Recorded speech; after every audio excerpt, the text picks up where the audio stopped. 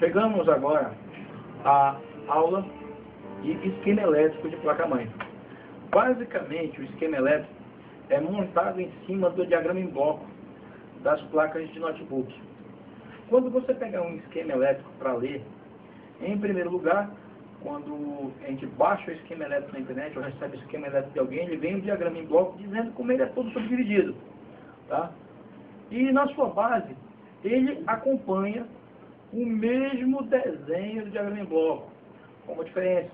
Ele vai lhe dar os endereços do circuito e o endereço do componente que você irá estudar. No caso, eu vou passar para vocês somente como utilizar, tá, o esquema elétrico. Voltando ao que o Ângelo já falou sobre diagrama em bloco, tá, eu vou passar para vocês uma parte do diagrama em bloco do TX1000, que é a parte do diagrama em bloco do áudio. Tá? Ela está pendurada em cima da BGA Norte, tá? Que por sua vez está pendurada na BGA Sul e assim sucessivamente. Bom, como é que nós fazemos para saber quem é o chip de áudio? Isso é muito fácil. Geralmente as fábricas de chips de áudio trabalham com siglas com 2 letras e 2 números. No caso, nós vamos dar um da Audiotech, que é o AC, tá? 97, que é o que acompanha o TX1000, e ele está pendurado aqui embaixo da BGA Norte, tá vendo? Vem aqui, aí tem ele, aqui na BGA Norte, no endereço correspondente à página 22, tá? Então, quando você for pegar para ver a parte de áudio do esquema elétrico do TX1000, você já vai direto na página 22, de acordo com o diagrama em bloco, que trabalha como se fosse um índice, tá, do seu esquema elétrico.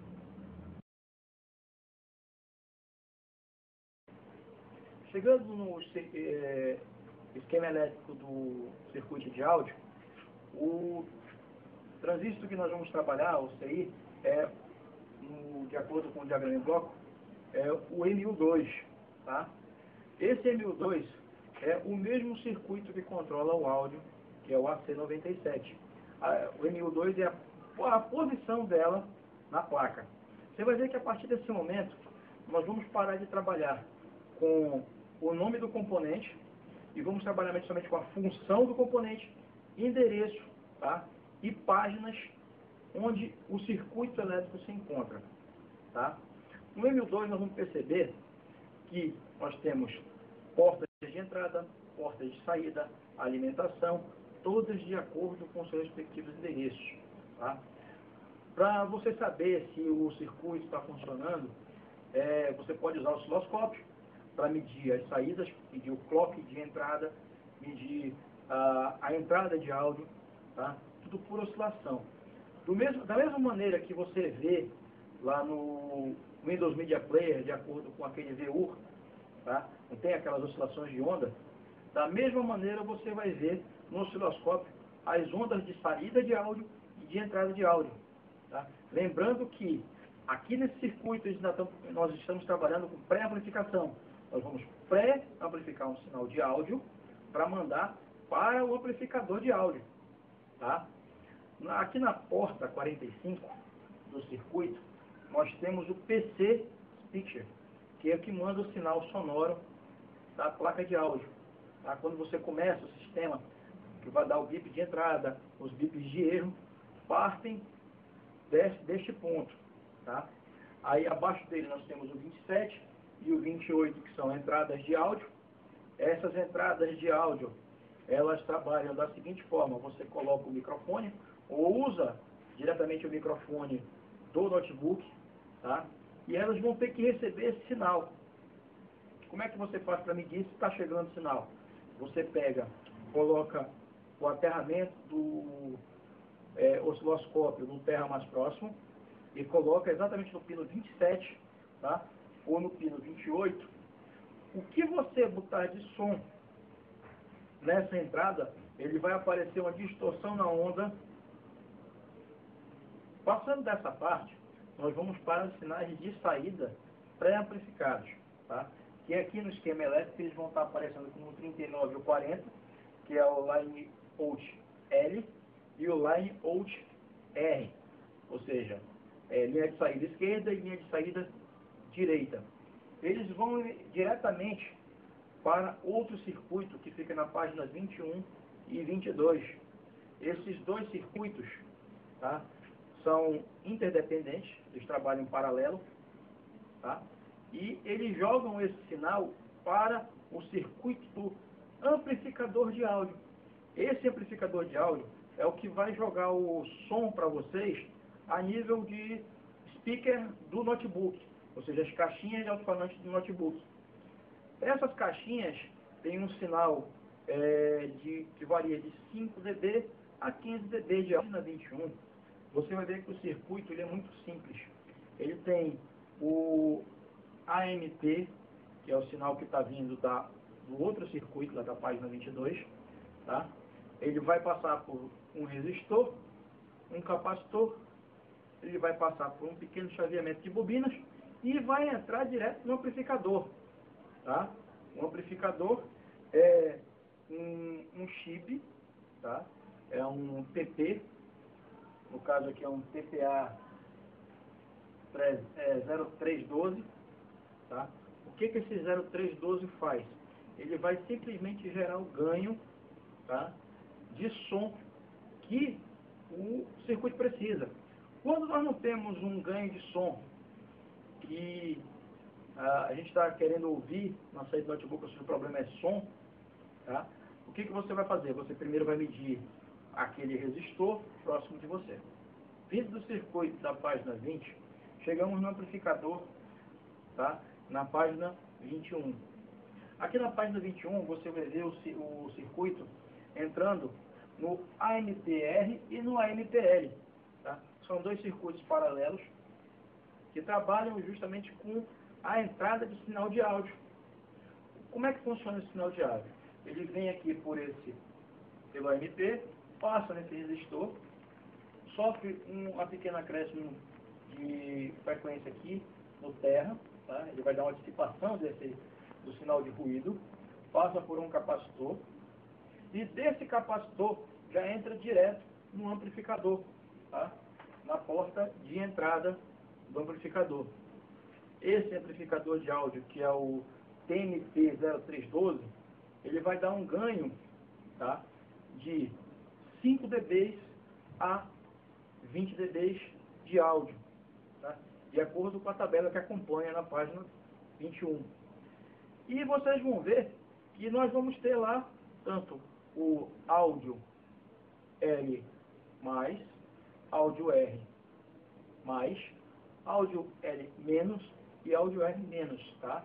Que é o Line Out R, Line menos, Line Out R+, e assim sucessivamente. Bom, esse sinal já vai sair amplificado para os alto-falantes do notebook, já com uma qualidade de som que você já vai estar mais audível, você vai ter um ganho de som. Lógico, não é uma aparelhagem de som, não é uma caixa amplificada, mas você já vai ter ali naqueles speakers do notebook som audível suficiente para você trabalhar, entendeu? Mais próximo dele, tá? Você vai conseguir compreender bem o áudio dele. Bom, quando você está com áudio muito baixo ou sem áudio, você começa checando de preferência com o osciloscópio por aqui, pelas saídas e pelas entradas, tá? No caso aqui, nós vamos começar medindo pelo pino 21, 16, 4 e 9 do TPA 0312, tá? Para ver se eles estão chegando sinais sonoros até ele. Como é que a gente vê isso? A gente vai ouvir o áudio? Não. Você vai colocar o osciloscópio no terra mais próximo, tá? Pode ser qualquer ponto de terra na placa, e você vai pegar a ponta de prova e justamente nesses pontos, tá? Para poder ver se ele apresenta uma oscilação de áudio. Se ele não apresentar, você vai para o lado contrário do chip, aqui para o outro lado, tá? Aí você vai medir o pino 20, tá? E o pino 6. Por que o pino 20 e o pino 6? que eles são os pinos mais próximos de entrada de áudio, tá?